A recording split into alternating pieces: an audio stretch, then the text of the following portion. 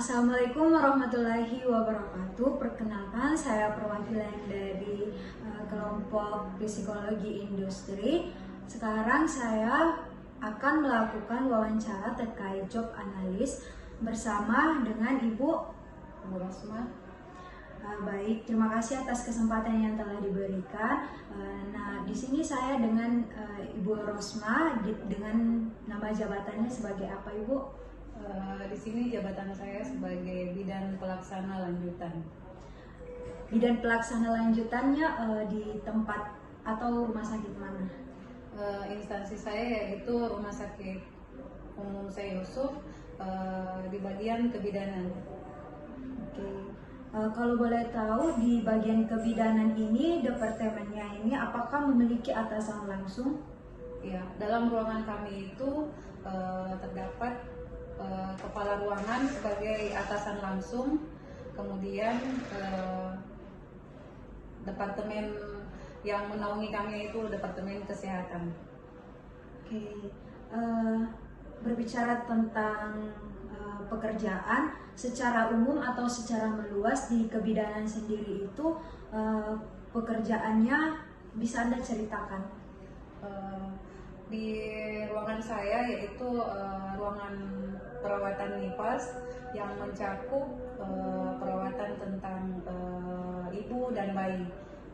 Perawatan ibu itu sendiri yaitu mulai dari anak-anak, usia anak sampai ibu yang sudah tua atau menopause, itu masuk dalam lingkungan perawatan kami. Untuk perawatan ibu biasanya difokuskan pada ibu melahirkan, ibu hamil, ibu yang operasi sesar, atau ada yang bermasalah dengan kandungan, yaitu ginekologi. Oke.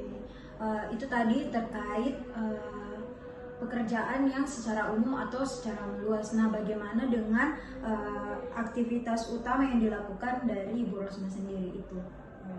Aktivitas utama yaitu karena kita bergerak di bagian kebidanan, yaitu aktivitas utama kami yaitu melayani segala penyakit tentang ibu dan usia reproduksi ataupun usia menopause. Yang pekerjaan utama kami biasanya yang fokus biasanya lebih banyak pada ibu yang sudah melahirkan, ibu yang bermasalah pada kehamilannya. Melahirkannya sendiri itu terbagi dua, yaitu ada yang operasi sesar dan melahirkan normal, seperti itu.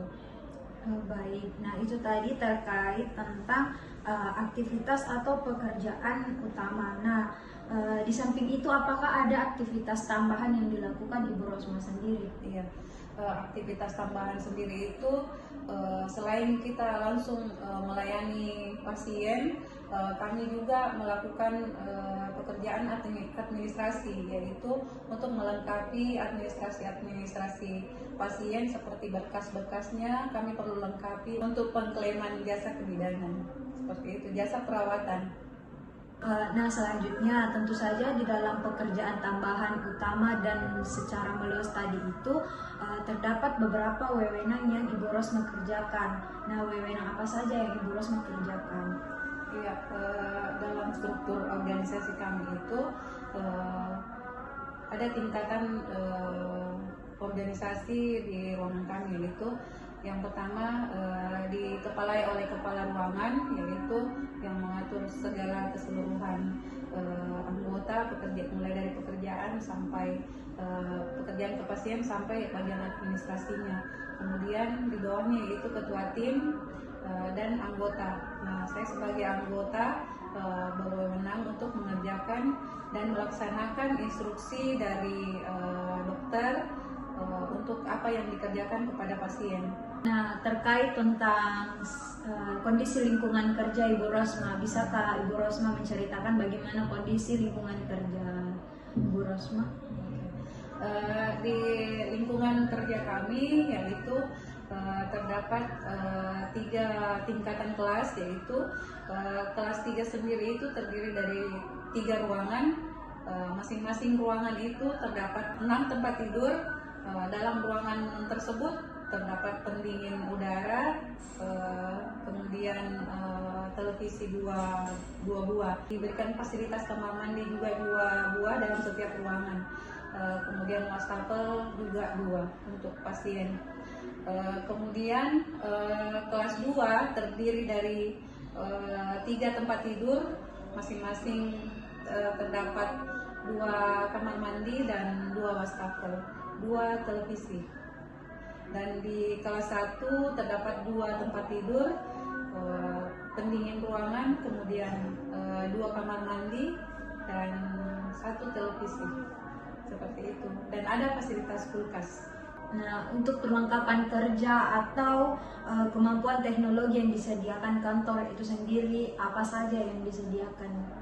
Untuk di dalam ruangan kami, fasilitas yang disediakan yaitu komputer, printer, telepon untuk menghubungi ke setiap ruangan atau ke ruangan pasien. Terdapat juga jaringan internet kami disediakan dengan pendingin udara. Kami disiapkan juga loker dan kulkas. Nah, apakah ada persyaratan dalam melakukan pekerjaan ini? Untuk bekerja sebagai bidan itu sendiri yaitu harus melalui pendidikan kebidanan minimal D3, kemudian ada sertifikat STR. Nah, yang terakhir, kemampuan apa sih yang harus dimiliki seorang bidan dalam melakukan profesi ini? Seorang bidan dalam melakukan pekerjaannya tentu saja harus berkompeten di bidangnya, yaitu memiliki pendidikan formal, kemudian mampu bekerja sama dengan seruangan, kemudian memiliki integritas kerja yang baik. Nah, itulah tadi rangkaian wawancara saya dengan Ibu Rosma di RSUD Syekh Yusuf, tepatnya di lantai 5 bagian kebidanan. Terima kasih atas waktu yang telah diberikan kepada Ibu Rosma. Demikianlah sesi wawancara ini. Saya akhiri dengan wassalamualaikum warahmatullahi wabarakatuh. Waalaikumsalam.